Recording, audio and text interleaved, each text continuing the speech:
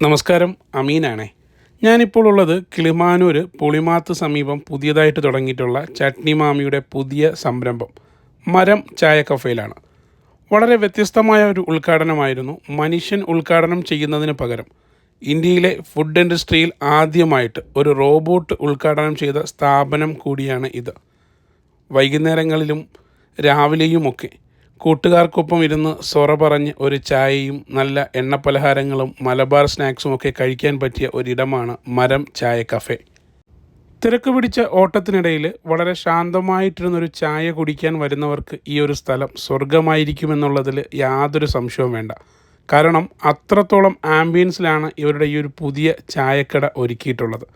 രാവിലെ 5 മണി മുതൽ രാത്രി 12 മണി വരെയാണ് കടയുടെ പ്രവർത്തനം. കറക്റ്റ് ലൊക്കേഷൻ വരുന്നത് ചട്നി മാമിയുടെ നേരെ എതിർവശത്തായിട്ടാണ് മരം ചായ കഫേ. പുതിയൊരു രുചിയിടം തേടി അവിടുത്തെ വിശേഷങ്ങളുമായിട്ട് ഞാൻ വീണ്ടും വരാം.